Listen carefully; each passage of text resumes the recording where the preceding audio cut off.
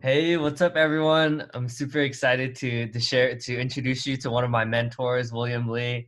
Really funny dude. We always have a good time, and we were just talking about like how we first met. Would love to hear like your version of like how we met because I think it's funny and it's kind of like ironic actually. Yeah. I think one day Davison reached out to me. He made a call, cold calling from Trinet, and um, and I responded. And usually I get these cold calls all the time, and I usually don't respond. But the only reason I responded back to Davison was because his last name looked Asian. And said, "Okay, I'm going to call this guy back." And then we just started to build a relationship, and I'm actually very proud and honored to know a guy like him because there are a lot of people in this world who talk a good game and stuff like that. But he's an action taker. He does things. He's done more in his life than I think I've done in my life. So I'm very honored and humble to be a friend of his. Sorry, I didn't mean to make you blush, Davidson, but it's so true. So No, thank you. That's really kind of you. Yeah, it's interesting because you're there are a lot of other like Asian people have reached out to me because like they're like the reason I responded back is because I saw that you're Asian too, and I was like, no way. there's a connection. There's always connection. It's cool that we look after each other though, because Yeah. you wouldn't think that, but there's been like IT directors where I tried to do business with them that reached out to me, and and then I asked them like, hey, like, why did you reach out? And they're like, honestly, it's like, I was like, Wait a minute. So that I'm not unique anymore? Now I'm just like all the other people? Come on. That's funny. that's for sure. Yeah. That's funny. Yeah, no, but so Will and I have been like keeping in touch, like, we'll hit each other up sometimes and be like, yo, let's grab a drink. Yep. Yep. And yeah, no, I'm very grateful for our friendship. Like I feel like you're like always like pretty genuine and like you always like have a good time, and I feel like you have so much wisdom and so much knowledge. I'm like, Thank you. I feel like you have a lot of experience. And we talked about it the other day, about how we are harder on ourselves than anyone else. Hmm. We, sometimes we think we could do, we have a to-do list of 10 to 15 things, and we do the 10 to 15 things, and we still think we should have done more. Yeah, yeah. And I think, and we talked about I get to the point where I feel the same way. I feel like I do my 10 to 15 to-do lists, my MITs, my most important tasks of the day. And then after all that, I'm like, I could have done more. And because we're so hard on ourselves, it just feels like we don't feel fulfilled. And because we don't feel fulfilled, we keep pushing ourselves to get to the point of, we push ourselves to figure it out. I was talking to this guy this morning. I was writing down something this morning about sometimes we want to know what more is because we don't know what more is. Is more like doing more? Is it more money? Is it more friends? Is it more businesses, more clients? What is more to people? And I started writing down like, what did I keep thinking? Like, what's my more? What's going to make my life more fulfilled? It was really, I know we had this call and everything. And I just started writing down, what does more mean to everybody else? Everybody has their own different interpretation of what more is. And because you don't know what it is, and you're trying to push yourself to get more, you're just reaching for nothing, right? Because you don't know what more is. And I think more, the question of more, what more is figuring out what you're passionate about, what you feel like if your life ended today, you could say, I had a great life. And I hate to be so deep about it, but I truly think like people strive all the time to do more in life, but what is more? And that's the $1 million question I started pondering today. And I just, for myself, I think like wanting more after this whole ordeal with the coronavirus and everything we've gone through, I I really actually enjoy working from home. I actually find it more fulfilling. I find more productive than taking the train for an hour into the city, going back and forth, and not spending as much time with my family as possible. And for me, I just really started to write down what I feel more should be, and it's more family time, more friendship time, more drinking with Davidson, more Asian people reaching out to me. so I could call more than calling me, so I could reach out to them and have more friends. But I'm trying to figure that out. Like I said, I was pondering that because your definition of more is different than mine, Mm, same as my wife's and stuff like that. And I just think that everybody should want more, because if you stay content and in one place, you'll never grow, and you'll always look back at your life and say, I could have done more. And so that's where the whole question of what more is. So sorry to be so deep. that's awesome. Yeah, I love like our conversations because you always like give a lot of like wisdom from your years of experience. Oh, everything's for a fortune cookie, man. Everything's for a fortune cookie. Well, I'm curious, like I'm sure when you were younger, like did you have these conversations? Like did you No, like no, no. no. I mean, to be honest, I was a pretty messed up kid until my 30s and 40s and stuff like that. I wasn't as focused. Hmm. I wasn't as driven. I wasn't. How I got here today is all a series of events. You know, from my high school girlfriend breaking up with me, from going into business. You know, every step of the way, something bad had to happen to get me to a better place. Hmm. And I think for me, I like I don't let things get to me, because once you let things get to me, they win. So what I truly believe is that I only got this way, and you're the same way like me. You're a reader. You love to read, and I always tell you the story about my life is when I was younger, I grew up in the projects of the Lower East Side, and when I asked my parents for a toy, they said we can't afford it. First thing, flat out, we can't afford it. So you grew up with that mindset, and even fast forward to my life as I got older, got into business, became more successful, I still had that mindset. Even when my kids wanted something, I still said we can't afford it. And for me, like I said, I was an average student. I wasn't that great. I wasn't, everything I learned from books. So the turning point in my life was that I tell you all the time, it was, so I had my mindset was always poor. So I started reading the Secret of a Millionaire Mindset. And that was the game changer in my life, because I just always thought that I was poor mentally. And because of that, I just projected out to my family, my kids, and everything. Even though I had money in the bank, I was still poor in my mind. Hmm. And I read that book, and I realized that if I wanted to be rich, I have to switch my mindset from the start. So the book basically talks about the 17 different characteristics of how rich people think and poor people think. And I said, damn, I don't want to be poor anymore in my head. And I want to be rich in my mindset. And because of that, that was the whole game changer in my life to get me where I am today. And like I said, was I like this when I was younger? No way. I was a lazy ass kid. I used to go play basketball on Fridays, then we go eat and go drink, and then we repeat that Monday, Wednesday, Friday, Saturday, Sunday. That was my routine and stuff like that. But you know, everything, like I said, everything in life happens for a reason. I had to go through all those times of bad things happening, and to get to where I'm today. And like I said, because you have like, going back to the whole subject of more, and you're always trying to figure out what more is, but sometimes you can figure it out from a book. You could watch a video, it could inspire you. You could read a book and it inspires you. Like, even to this day, I don't know if you do this, but I try to reread books. Like I read I read Rich Dad Poor Dad maybe about 10, 15 years ago, and I just started rereading it, because some of those things you forget, you apply and stuff like that. So I really try to spend the time wisely, just getting knowledge, getting back all that knowledge and stuff. And but what made me where I am today, part of it is my parents, part of it is my wife, but the other side of it is probably books. I have to say, yeah, they always say that what's the most valuable possession? If your house was buried down, what would you grab first?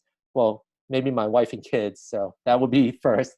But at the end, the books are valuable because they gave me the knowledge that I never got from school, the knowledge that I never got from teachers, college, friends, and stuff like that. So books are valuable. So And I feel like you have like a lot of like entrepreneurial endeavors. Oh yeah, yeah, yeah, yeah. Yeah, what advice would you give to someone who is like maybe, so used to corporate and like they're afraid to like take that plunge and take a job Oh, in their you brought up a topic I could talk for hours. I could talk about it for hours. I Yeah. think the number one problem with people taking the leap of faith um, is certainty, because Tony Robbins said it best. People take action if they're certain of the outcome. If you're not certain about the outcome, you're not going to take a chance. So if you believe that you go into business and you're not certain that you could be successful, don't do it. If you're not certain that you can make it work, and you say, oh, I think I could be successful, don't do it. If you know 100, if someone gave you the blueprint and said, Will, take this game plan, take this plan, and if you execute it correctly, you will be successful. And that's where books and knowledge comes in. Don't just go say, oh, I'm going to try this out, I'm going to try out. Whatever business you get into or whatever you do, someone's already did it before. Somebody's been, this earth has been, I mean, there's so many books that are written up to help you solve the problem. You don't have to go at it alone. It's just like when people get, figure out how to lose weight. I mean, you could watch a bunch of videos or you could read a book to look at it. But that's the same thing in business. Mm. In business, if you're trying to say, oh, I want to open a dentist office and I don't know what to do, you can go on YouTube, watch videos on how people started it. You can go and get a book, because the whole thing is nobody wants to go into business blind, right? Because you're going to make your decisions on your knowledge. If you say, I want to be a dentist, but you have no clue of what it's about, how can you go into business? So the whole idea is that you have to go in there with some knowledge of what the business entails, and then you can make an educational decision and say, this is a great opportunity, this is not a great opportunity. So when people say they want to go into business, I tell them flat out, the number one thing you have to do in business is to be a good salesman. It doesn't matter anything else. You could be a good dentist, good accountant, good lawyer, good at whatever you do, but you have to be able to sell your services, whatever it is. You could be the guy selling toilet bowl cleaners and stuff. You have to be able to convince people to buy your product. And that's the whole thing. Once you can convince people, then you have a business. Then you can sell, and then you get people to grow the business. But if you don't know how to sell or anything, don't count on other people selling for you. Mm. So I'll tell you one great story. I had a client who was she raised about $1.5 million for her internet-based company, and she had these salespeople paying like $60,000 to $80,000 a year right off the bat, paying outrageous amount of salary. And what ended up happening, these salespeople, they had no clue how to sell. Mm. So what happened was they would burn just on salespeople about 100,000, no, not that much, about 60,000 a month. And what ended up happening, it a salesperson takes 5 to 6 months to get used to the product and introduce, and to be able to sell the product, develop the relationships and stuff. So you could spend $60,000. You spend $30,000 a year just hoping that someone would stick on. Yeah. Sales is one of those things where the best salesman for the business is the business owner. Mm. Because if you're the business owner, no one is more passionate about selling the product or services than the business owner. And then what happens is, to scale that, the business owner has to be able to convey it to the sales team. That's the only way it can be done. That's how it can scale. You can't just say, here, you guys try to sell my product. If they're not passionate about it, they're not going to sell it. So the number one thing for me is the ability to sell. And I think no matter what you do, everything else will follow, because sales solves everything.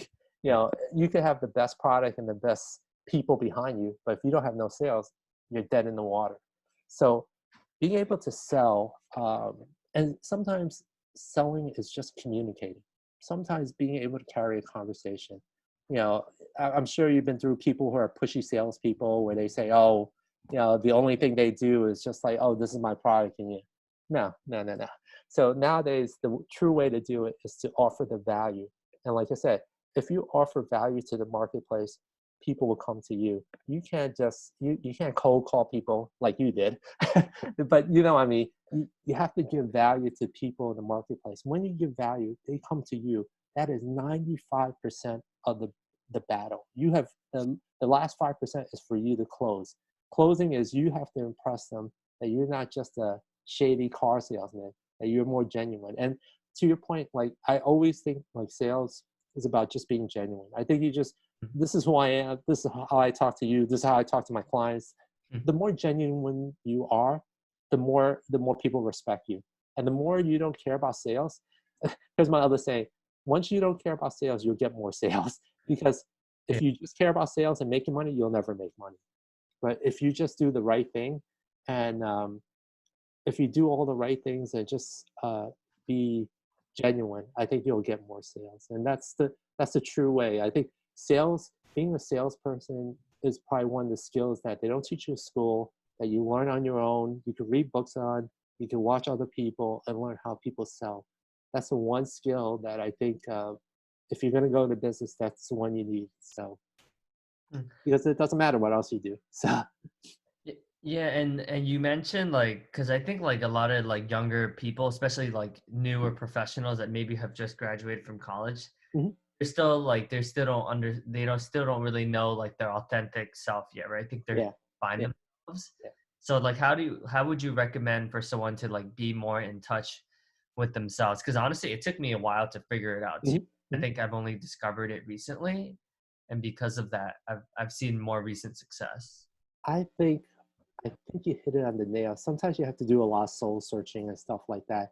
And I think when you do, you have to figure out it's sometimes it's beyond the money. You know, it's not about money. Because if you live based on money, then you just get your high paying job, you stay there for 10 years and you get replaced by someone younger. So I think sometimes it's hard because we grew up in a system where go to school, get a good education, get a good job, 401k, get the house, get the kids. That's the blueprint that we've been taught since college and stuff like that. And I think you have to get out of your comfort zone to experience as many things as possible. If you go through your life and say, "Oh, I just want to be a lawyer for the rest of my life," and you don't want to try anything else out, then you're just closed-minded, and you become obsolete, and your skill set is not worth a nickel.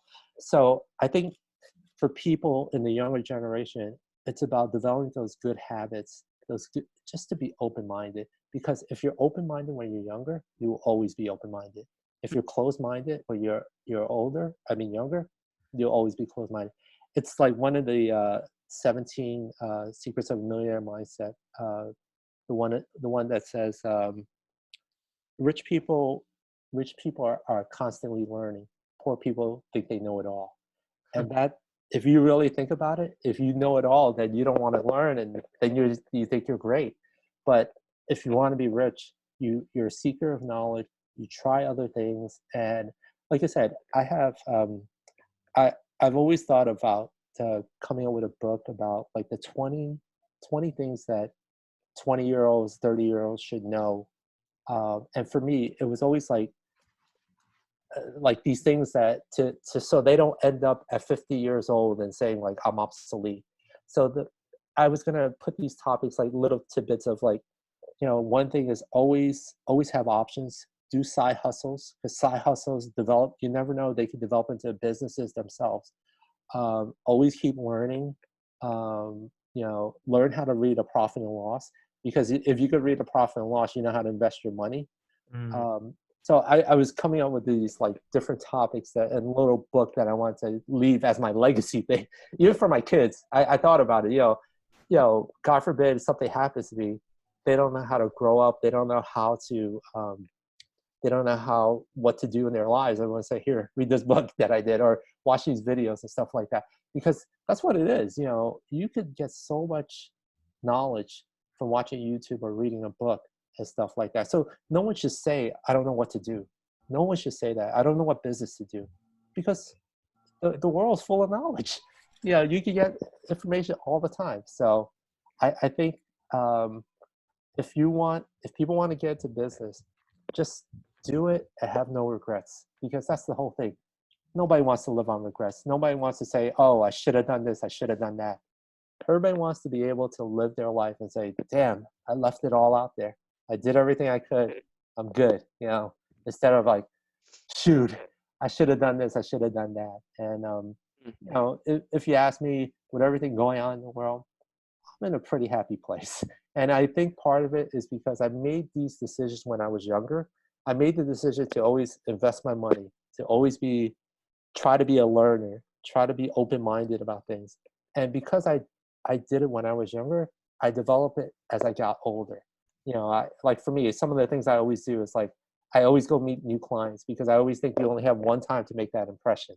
So if I'm going to make the impression, I'm going to go and be the one to meet them and stuff like that. But uh, I think opening a business gives you so much freedom.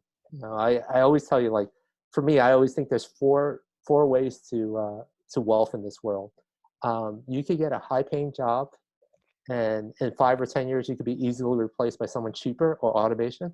Two is that you can invest in the stock market, but you don't control it. Someone else controls it. The president controls it. Coronavirus controls it, and you get impacted whichever way.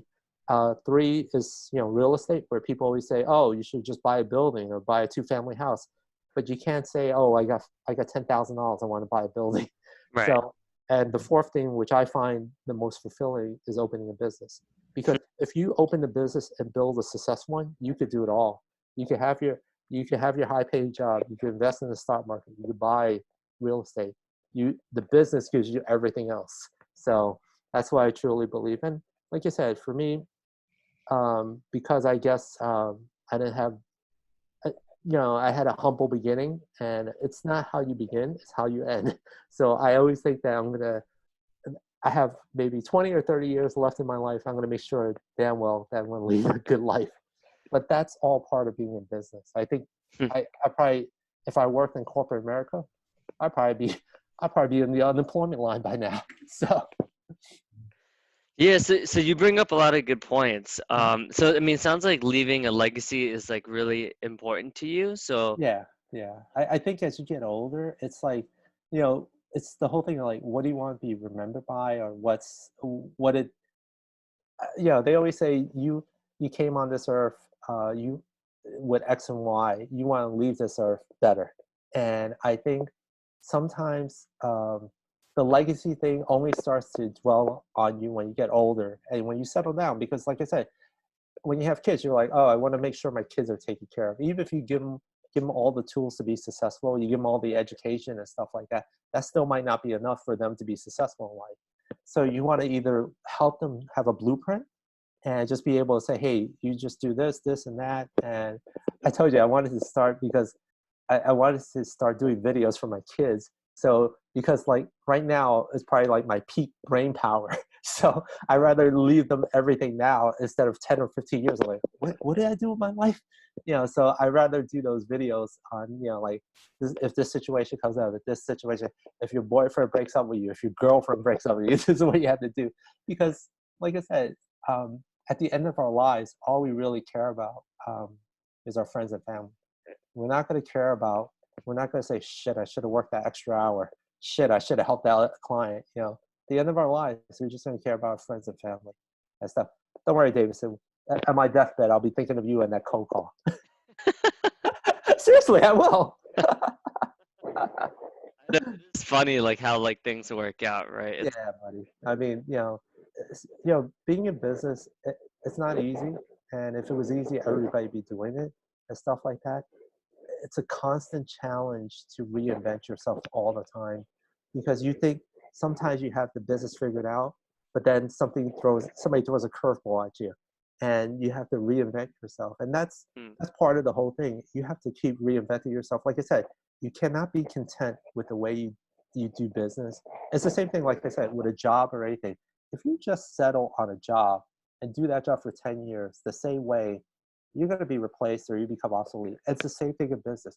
If you do the same thing you've been doing for 10 years in business, the same way and never change it, you're going to be replaced or you're going to be obsolete and your skill set's gone.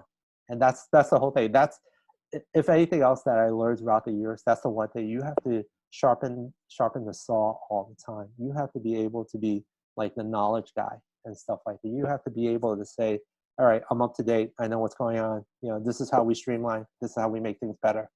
And I think that's that's the right way to run the business is keep evolving. Just like in your personal life and in a job, you have to keep evolving, because if you don't evolve, somebody else will, and somebody will replace you. So, but yeah.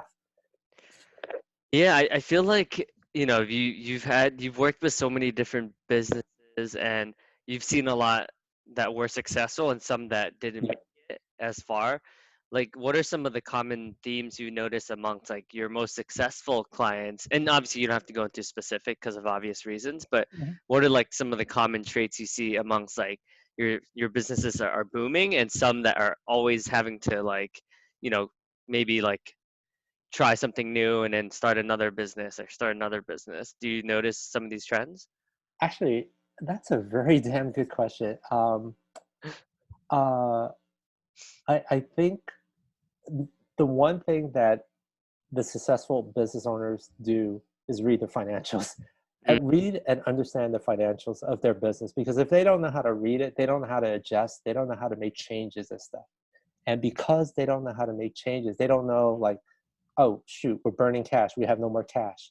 You mm, know, if they don't know how to read the balance sheet or the P&L, they're dead in the water. I mean, why be in business and stuff if you can't um, you can't even do that? Because with those, like, there are clients that I meet once a month. We go over some P&Ls and stuff like that. They read it and then they take action, because it kind of defeats the purpose if I give them a profit and loss.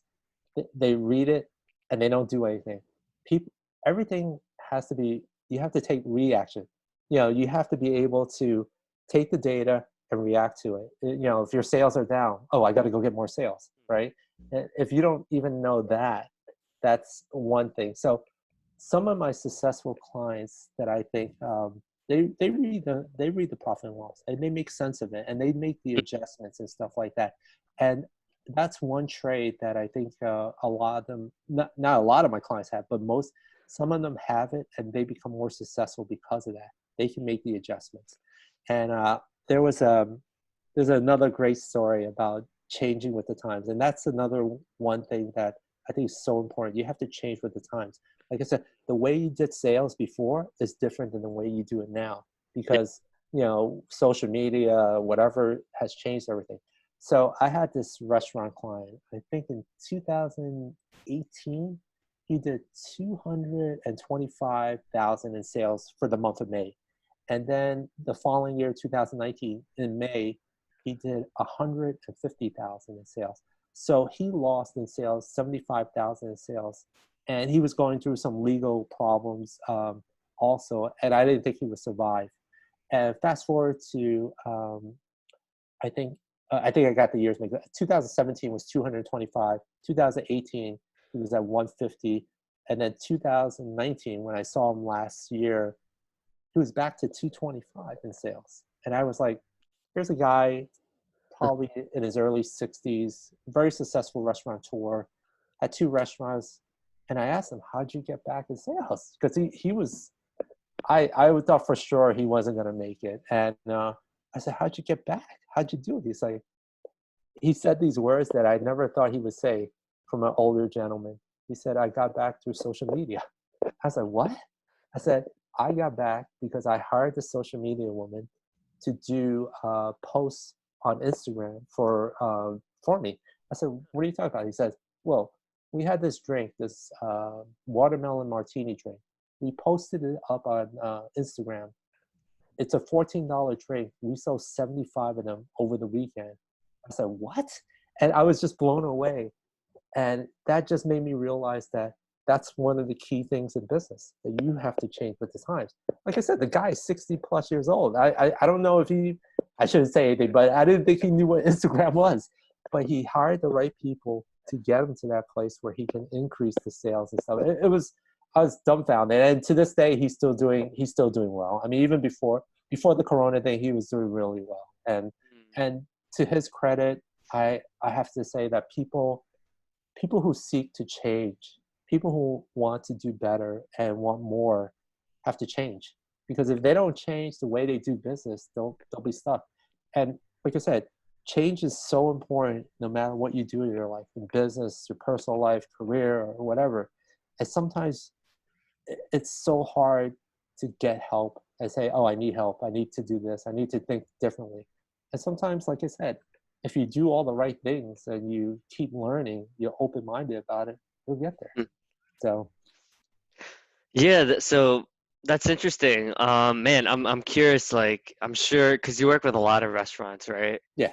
So, I mean, how's everyone doing right now? Like, Oh, I mean, everybody's basically everybody's closing shop and just waiting on these stimulus packages. I mean, I get calls from a lot of my clients. Hey, Will, when's the stimulus package coming? When's the SBA stuff coming? And hmm, but the government is doing the right thing. I mean, closing all these restaurants. I mean, one of the stimulus packages says that basically the government's giving out loans, right. no personal guarantee, no collateral, for people to keep the staff working and stuff like that.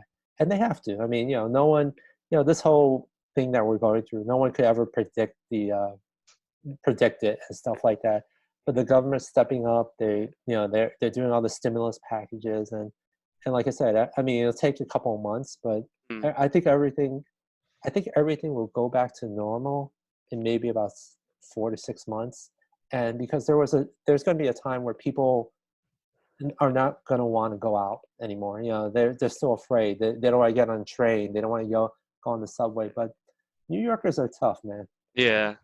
Well, I truly believe that we'll get past it. It'll be something that we joke about in a year or so. But Hmm, the impact on the economy, and New York, I mean, I think it's devastating. But I think also with all this negativity, pessimism, and all this stuff, um, the strong will survive. I think that's the way you have to look at it. If you can make it through this, you can make it through anything. mm, A funny thing is that one of my clients told me back in World War II, is the years after that was the years that they had the most inventions in the world. And I was like, what are you talking about? He said, huh, people are so resourceful, they will figure things out. And I think that's what's going to happen. We're going to get to the point where we got so many problems in this world. People are going to start inventing things, figuring things out to make life easier. And I think that's what's going to happen. huh, And when he told me that, I was like, oh, you got to be kidding. But it sort of makes sense because at times of tragedy or pessimism is sometimes when we're the most resilient and we come up with ideas and we try to build upon it. And sometimes, like I always tell you, sometimes it's that kick in the head that pushes us through. And that's what we all need. And like I said, someone texted me this morning. I forgot who and he says, he's from Florida, one of my clients. He says, Will, do you think your business will survive? I said, I damn well sure. I said to him, I'm definitely going to survive because I'm a fighter, and I don't see, I don't see, I just know that everything will work out. And and that's the whole thing. The whole thing about this, whatever we go through, we need that optimism. We need that hope, that hope to say, that says that, oh, there's an end to all this. There's the end of the coronavirus. There's an end to all this. mm. And if once you lose that hope, then all you do is watch the news and get depressed. Yeah. And there's no winning on getting depressed and stuff like that. The only way to truly win this game of life is to have faith. Like I always tell people, you have faith that you'll get past it. You have faith that you've been through everything you've gone through in life, and there's a reason for it. And that's one of the things I truly believe. I truly believe that what we're going through now, it happens for a reason, and the strong will survive. You come out better and stronger. That's why I keep telling everybody. They're like, "What's going to happen to your business?" I'm like, "I'm okay. I'll go hustle. I'll go get clients. I'll do my thing. I'll scale it back a little more, and I'll appreciate." Like I said, this whole thing is humbling. I just feel like I'm just going to be. I'm not after the big dollars. I'm after quality of life more so than everything. And you know me, I'm very relaxed. I could go at any time with you, grab a beer and stuff like that. But I'm gonna take it a step more. I'm gonna take it a step more where I feel like I just want to be able to enjoy it a lot more. It's like the guy who works all their life and retires at 65 and then he passes away at 66. It's just like that. You just want to be able to leave this earth knowing that you left it the best you could and stuff like that. So I'm and that's the whole thing. What we talked about earlier about certainty. I'm certain I'm going to survive. I'm certain I'm going to make it. And that's what you need in this world. You need to know that you can, that if I go into business or whatever I do in life, I'm certain that I'm going to survive. And that's the whole thing. I don't hope. I know. That's the whole thing. I know, because if I don't, I don't know. I just know. I know I'm going to survive. I don't care what happens. So sorry, too much information. No, I'm curious. Like, how what at what stage were you during the 9/11 thing happened? Oh man, I was the 9/11 thing. I was just starting out my business and stuff like that. And with Yeah. 9/11, it was probably the same thing. 9/11 was traumatic, and people didn't want to go out. Even they did the stimulus thing where they gave out money to everybody. Nobody was spending it. I mean, that's the whole plan. I mean, now that they're trying to give the stimulus things to all the people in the U.S., I think people aren't going to spend it. They'll just keep it and say, "Oh, I got money in the bank now." I think um, 9/11 was different than what's going on now, because at least you knew there was an end to it. This, we don't know when the end is, and that's the whole thing. And when people start to wonder and stuff like that, when is this going to end? It might take a month or so, but when it does end, like I said, we'll get out of it. We'll be much stronger and stuff.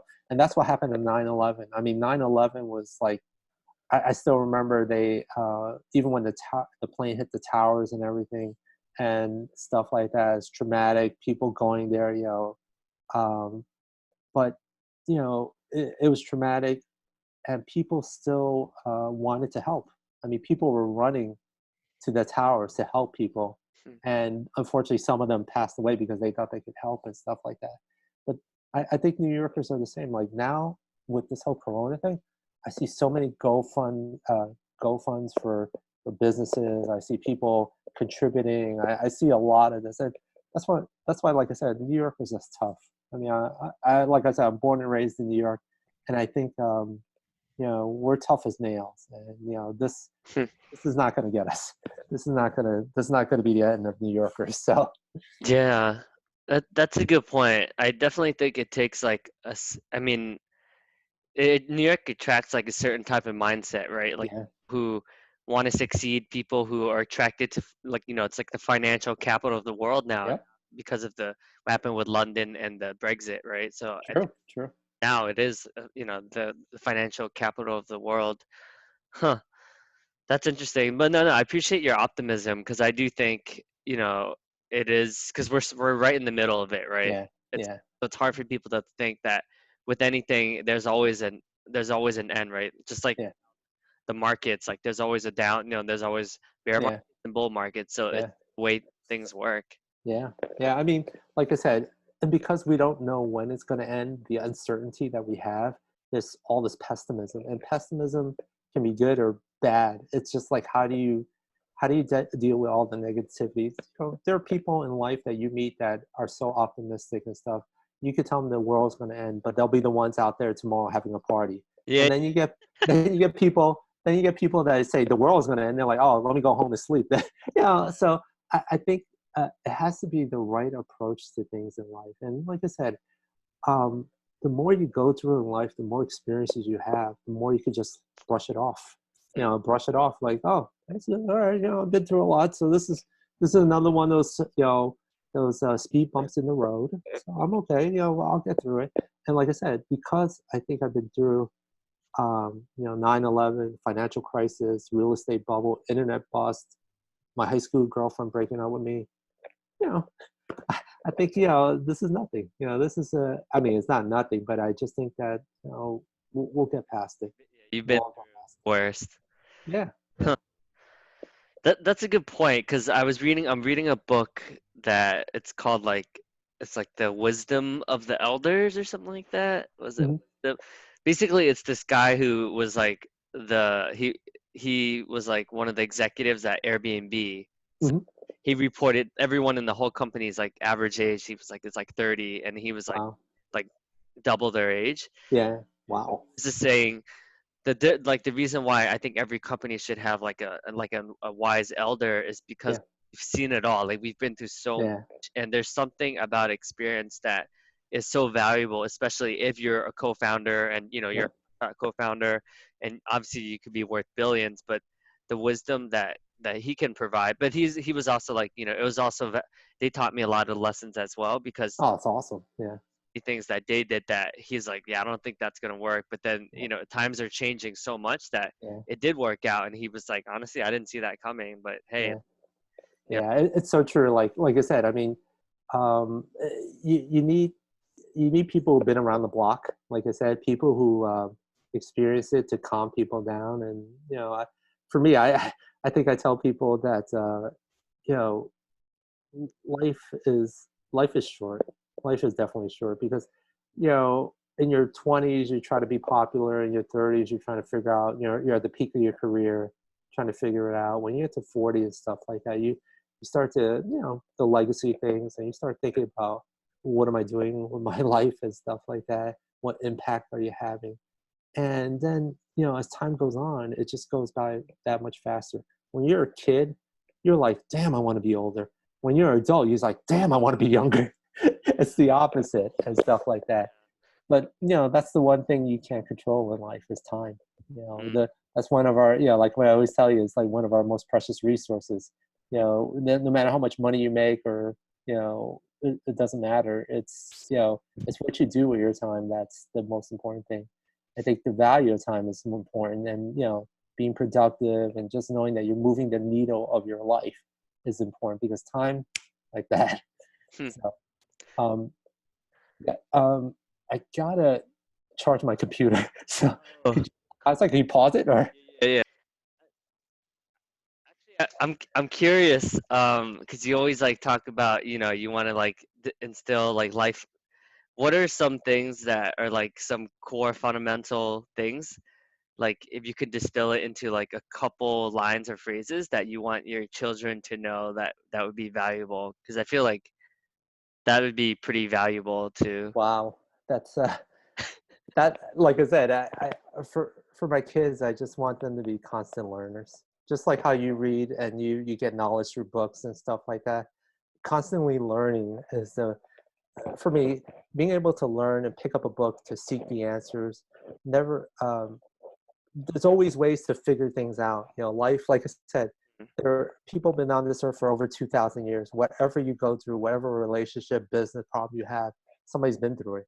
You Mm, just have to seek it out. So that would be one.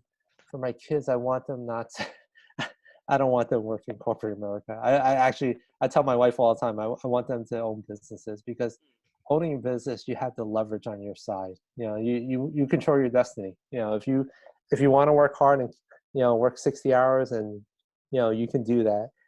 In corporate America, it's like, in corporate America, if they give you another client to work on, you still get paid the same. But in the business world, you you get a new client, you make more money. So that's the way I look at it. And I think part of it is like, I want to leave them like with the knowledge that I learned. Like, I want them to read Rich Dad Poor Dad, the 4 Hour Work Week, because some of the stuff I can't convey as well as a book. So I would just say, here, read these books, the books that impacted my life and changed my life, and then hopefully it changes theirs. And to be open-minded. I mean, to always look at opportunities. Don't think that because everybody goes down the path of education, career, happiness, and all that stuff, that's the only path you could take. There are other paths. Like, I sent you that little picture of the happiness equation, where it's work hard, get your, and then be happy. It should be reversed. Be happy first, great success, and then everything. And I think, if I could leave them that, to know that happiness is more important than making money, and and everything else. Like I said, I'll leave videos on everything else I want to teach them. But it's when you have a kid, it's different, because you have to make sure that they're at a better place when you get older. And when they go, you see them growing up and stuff. You see them in college, and you see them grow up and stuff. But you want to know, when they're in their 30s and 40s, they're not going through a midlife crisis, or when they're 50, they're obsolete at a job because they didn't keep learning. you want to make sure that you give them, all parents are the same. The parents want to make sure that the kids are better off than them, and some of it too is that you give them the right tools, you give them the good education, you give them all the right stuff, and they still might turn out crappy. Right. But you want to be able to make sure that you give them as much knowledge as possible so they can deal with the 9/11, they can deal with the coronavirus, they can deal with the relationship problems, because no one's gonna be able to tell them how to deal with it unless you convey it to them and say, well, daddy went through this is how I dealt with it, we went through the corona thing, I'm optimistic that, Mm. you know, in times of tragedy, like you said, it's easy just to hide it under a rock or something. But the more you can tell people, and the people my wife tells me this all the time when I meet total strangers, and I used to tell people, I would meet them, I would talk to them, I say, you should open a business.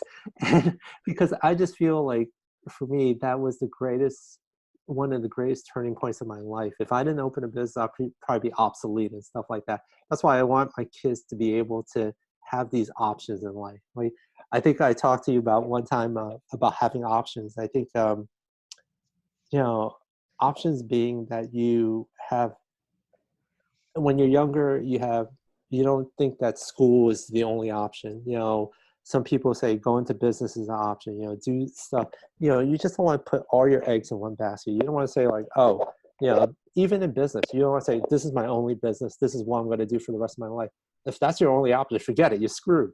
So just like what's happening now in the coronavirus thing, you should have multiple options. You should develop multiple, streams of revenue. You should do it all, because you never know when the stock market will go down, or your business goes under, or your job is gone. The more options you have, like I said, options could be side hustles, side businesses, investing in the stock market, dividend stocks that we talked about.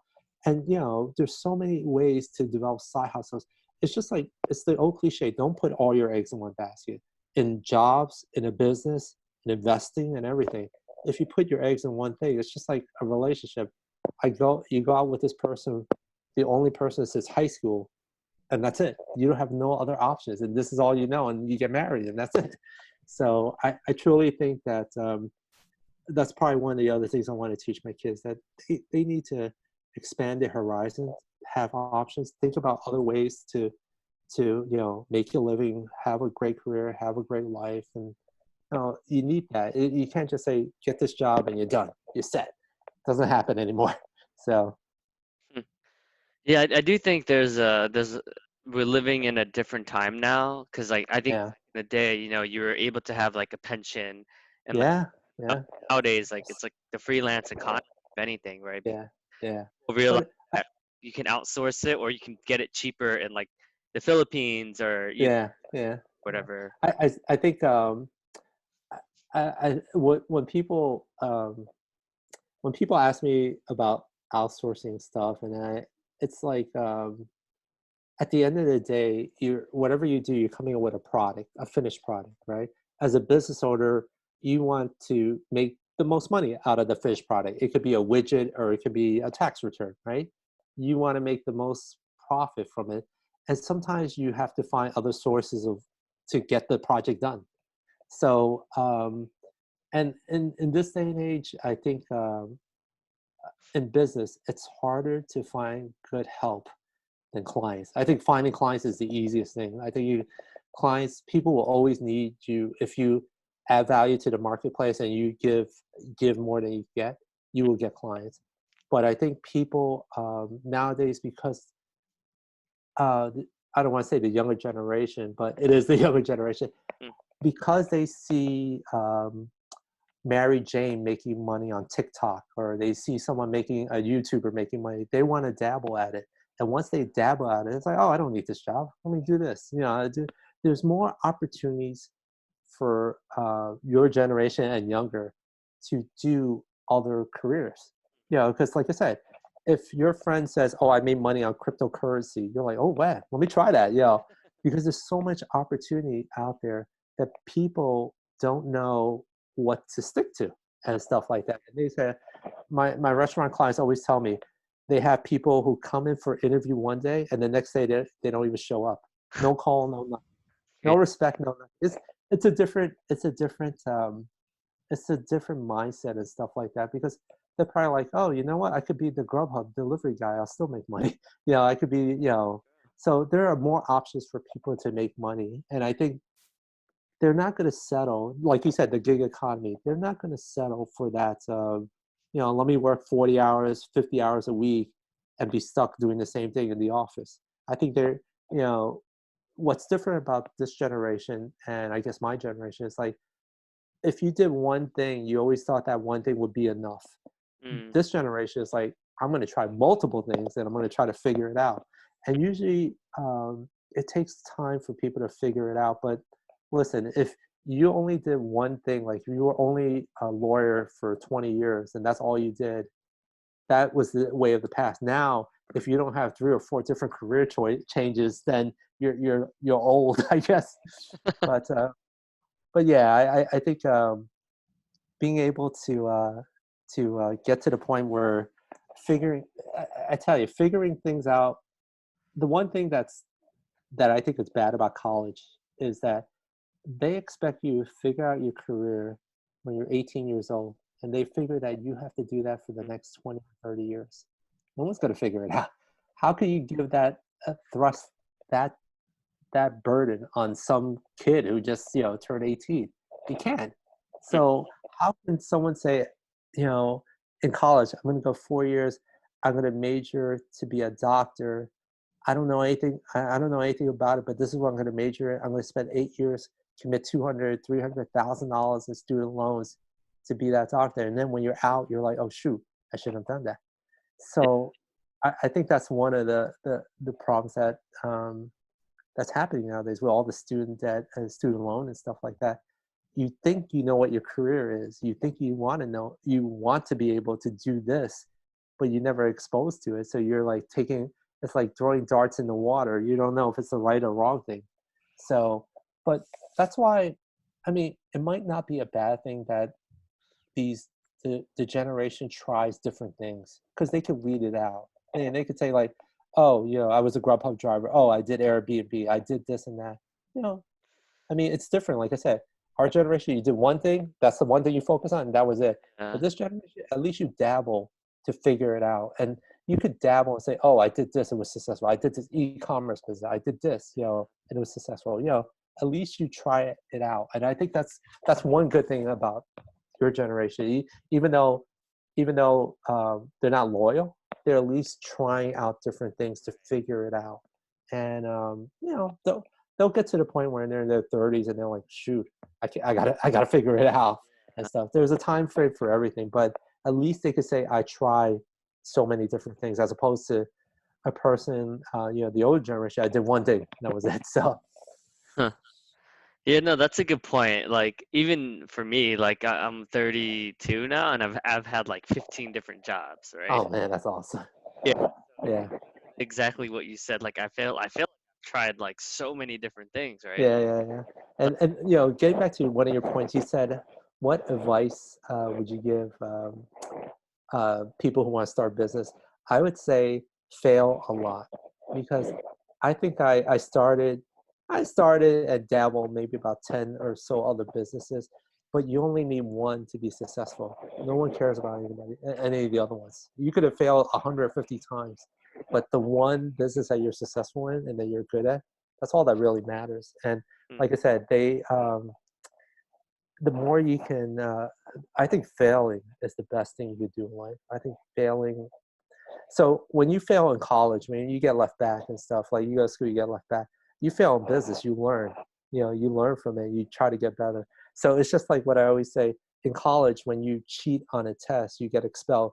But in business, when you cheat, you're actually smart, Yeah. because you're learning from other people Yeah. and stuff like that. And I think I think people need to fail a lot to get there, to appreciate where you are. Like I think about myself, and I think that I failed so many times. I appreciate where I am. I worked hard for it. No one gave me anything, and that's more humbling to me than someone say, your dad giving you money, saying, "Oh, go start this business or go do this." I think, for me, it was always harder. And like I said, it's probably one of the few things I really appreciate in life that I did it on my own. I did everything I acquired in life, you know, business, my house, stocks, whatever I have, I did it on my own. There's no silver spoon. So, I get, um, I'm you curious know, about that actually. So do you think, because I always think, like you always think that as a parent, like you would want to like almost object your kids to adversity, right? So that they have like kind of like the resilience to kind of yeah, bounce back up. yeah, So do you think, yeah, because I think, with a lot of generations, because obviously you do want what's better for your kids, right? But I do think yeah, sometimes we're almost like spoiling our kids so much that they don't even know. yeah, So the first time they see something dramatic like Corona, they're like, oh my God, like the yeah, yeah, yeah, ending, right? yeah. So I guess like what is Yeah, around that? well, it's hard not to spoil your kids. It's probably the number one thing. And when you see kids on the street acting up and being rowdy and stuff like that, it's like, oh, why did their parents tell them what to do? But I could see the same thing for my kids. And because we have this passion to make sure our kids' lives are better than ours. It's ingrained in us because it's just like our parents. Our parents wanted us to be better than them. My dad was a cook at a Chinese restaurant. My mom was a seamstress at a factory. So I was already better than them. But you have to set the bar high and stuff like that. And you got to hope that no matter how much you spoil them, they still are humble and they still understand the values that you teach. And, Hmm. I think sometimes um, what's good in this day and age is that there are extracurricular activities that teaches the kids. Like my son goes to Taekwondo, and the people at Taekwondo are so respectful. They teach him the right manners and stuff that I probably couldn't teach him. And even if I taught him, he wouldn't listen to me anyway. But these people, it's different when someone else tries to teach him something. Um, they'll listen. But if I do it, forget about it. And and you, it's the whole it's the whole thing. You want to surround your kids with positive people. You don't want your kids hanging out with the thugs. You don't want your kids going to like rap concerts or anything like that. You want them to be around people that you want them to be around. you Yeah. know, I always like even the Taekwondo classes are pretty expensive, but I am paying them to teach my son the right way to be respectful, Hmm. to talk to people correctly, and I'm helping him pick his friends because the Right. people that he associates himself with are all the same. They're all the same thing. They're studious. They take care of themselves. They go to Taekwondo, and they all learn to be better people that way. And that's why, like I said, Hmm. you don't you can't be the parent 24/7. There are other ways that kids can learn. They could have a good teacher, they could have a good role model, and stuff like that. They could go to dance class and appreciate dance, and the teacher could be, just trying to educate them. And I think that's the whole thing. There are other ways for kids to learn to be good, besides being a parent. You could, you know, Taekwondo for me is worth its weight in gold to teach my son about respect and just being able to carry himself in a very professional manner. One of the other classes that he goes to is debate class. And if when you have kids or anybody that has kids, send them to debate because what it is, it's an after school program and you could go anywhere. I mean, I'm sure after school programs we have it in Bayside, but there are other places where debate is a great thing because it just teaches them how to read an article and defend it, argue it Hmm. against someone else. Uh, He last year he went to like a couple of tournaments. He won a couple of trophies, and this last one I think he went in February. He lost and he was upset. But that's what the whole thing is. uh, Failing is hmm. the best thing you could do. But debate teaches you how to talk in front of people, to focus on a topic and debate it. I if That's the one thing. If I was younger, if I could do it all over again, I would suggest go to debate because it just brings out the courage in you to speak out, to be, to argue and stuff like that. So, Dang.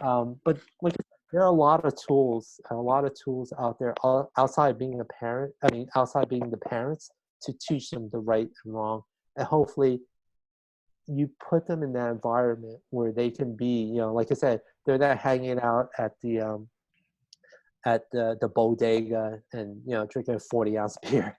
They're actually, you put them in the environments where they can succeed and stuff. You put them around people that succeed. Same thing we always say in business, if you hang out with people that are struggling in business, you will struggle. Mm. And like I said, I got so many cliches. Once a cheap client, always a cheap client, because they're never going to change. But if you surround yourself in business, you surround yourself with positive people, you will be positive.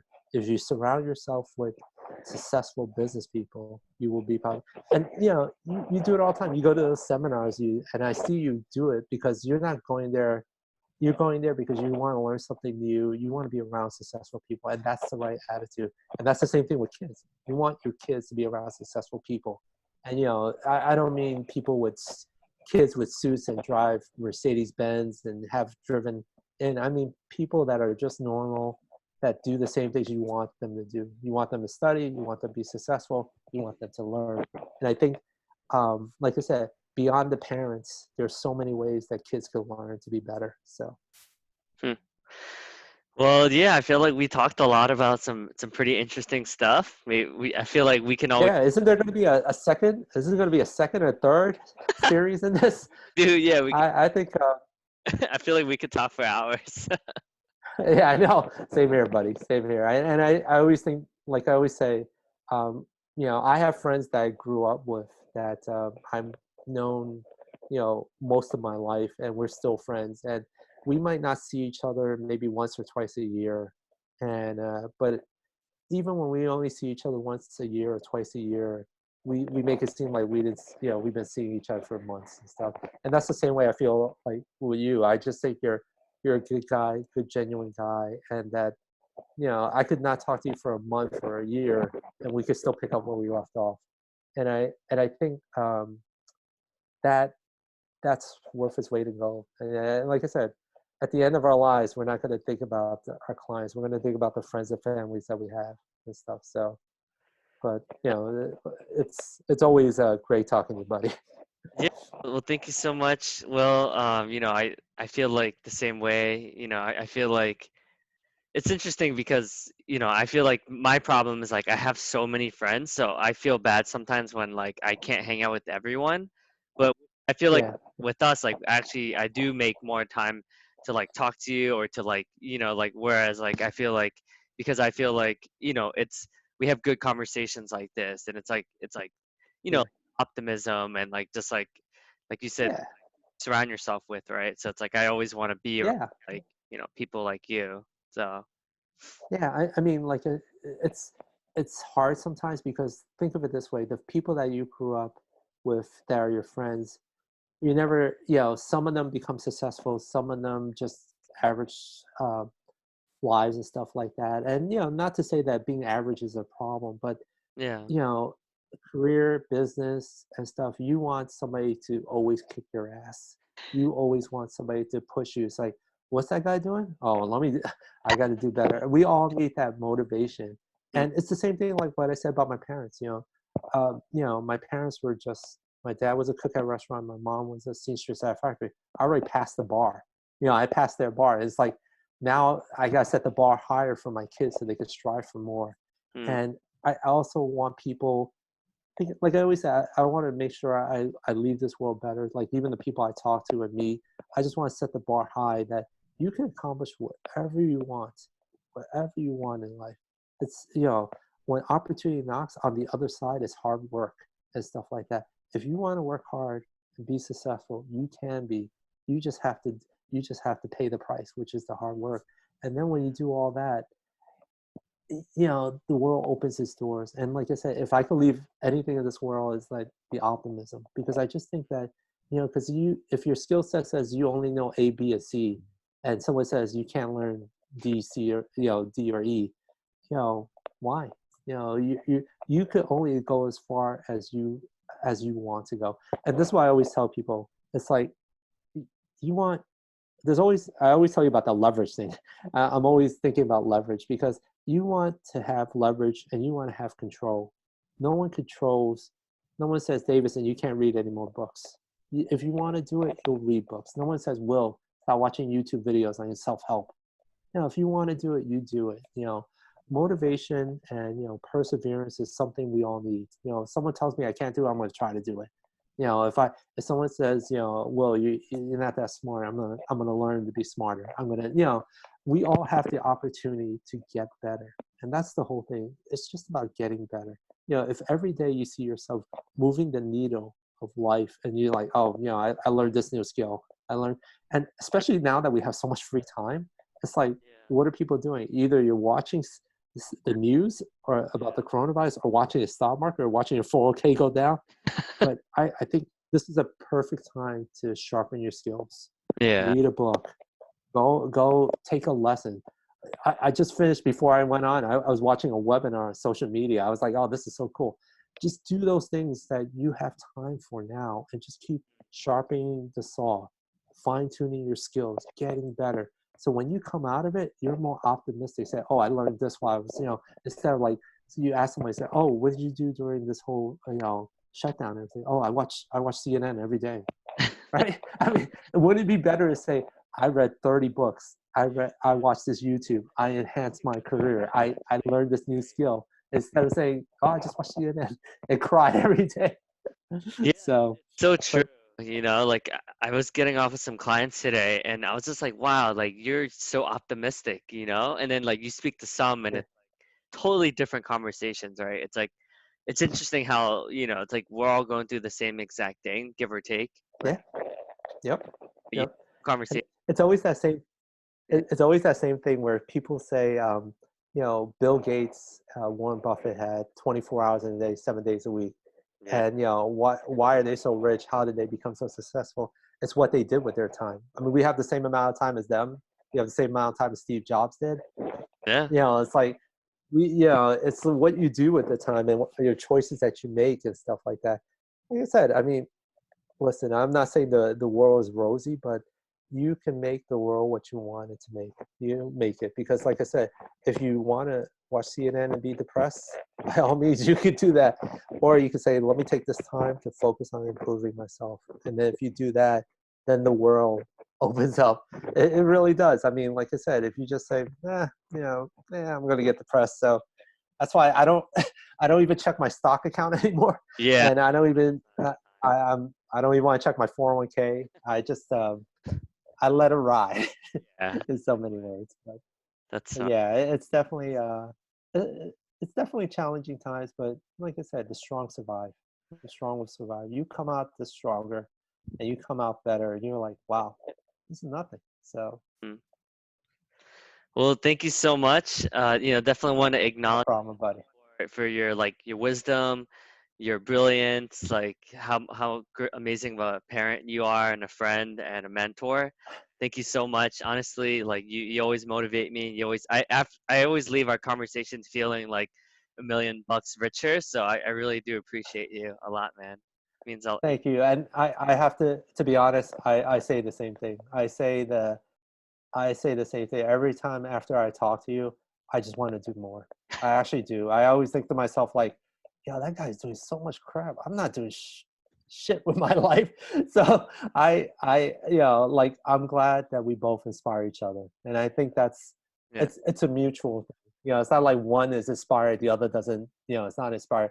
We inspire each other, and that's the way it should be. And I owe you like thank you so much. drinks, but yeah. I'm sure at that time. uh, All right. Take care of yourself, buddy. I'll talk to you soon. bye. Bye bye.